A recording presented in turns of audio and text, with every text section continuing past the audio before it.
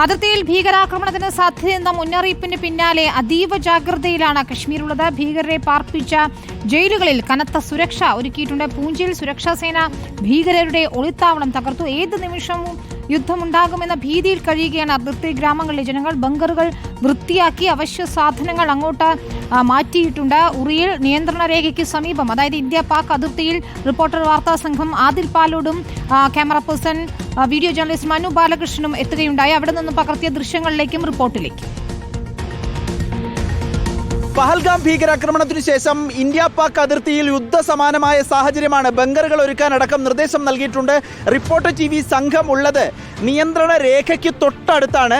നമുക്കിപ്പോൾ ദൃശ്യങ്ങളിൽ കാണാം. നമ്മുടെ വീഡിയോ ജേർണലിസ്റ്റ് മനു ബാലകൃഷ്ണൻ ആ ദൃശ്യങ്ങളിലേക്ക് സൂം ചെയ്താൽ ഇന്ത്യയുടെ ഉറിയിലെ അവസാന പോസ്റ്റാണ് ആ കാണുന്നത്. ഞങ്ങളിപ്പോൾ ഉള്ളത് ഉറി തില്ലാവാടി എന്ന് പറയുന്ന ഒരു ഗ്രാമത്തിലാണ്.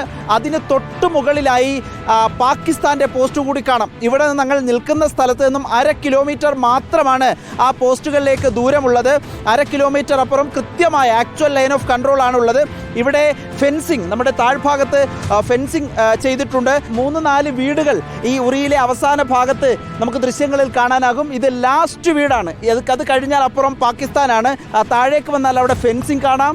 ആ ഫെൻസിങ് ആണ് ഇന്ത്യയും പാകിസ്ഥാനും ഈ ആക്ച്വൽ ലൈൻ ഓഫ് കൺട്രോളിന് 1/2 കിലോമീറ്റർ മുൻപ് തന്നെ ഫെൻസിങ് കെട്ടിയിരിക്കുന്നത് നമുക്ക് കാണാം. ഇത് വനമേഖല മുഴുവൻ ഇങ്ങനെ ഫെൻസിങ് സ്ഥാപിച്ചിട്ടുണ്ട്, ഫെൻസിങ് വെച്ചിട്ടുണ്ട്. തില്ലാവാടി ഗ്രാമത്തിലാണ് റിപ്പോർട്ടർ TV സംഘം ഉള്ളത്. ഇവിടെ പ്രാദേശികമായി ബങ്കറുകൾ, കമ്മ്യൂണിറ്റി ബങ്കറുകൾ സ്ഥാപിച്ചിട്ടുണ്ട്.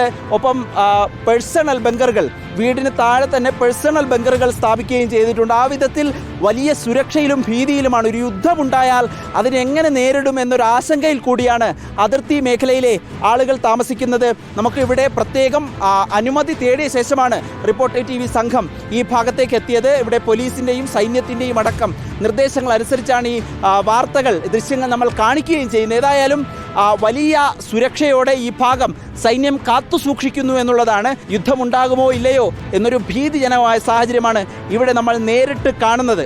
വീഡിയോ ജേർണലിസ്റ്റ് മനു ബാലകൃഷ്ണനൊപ്പം reporter Adil Palode, in reporter Uri.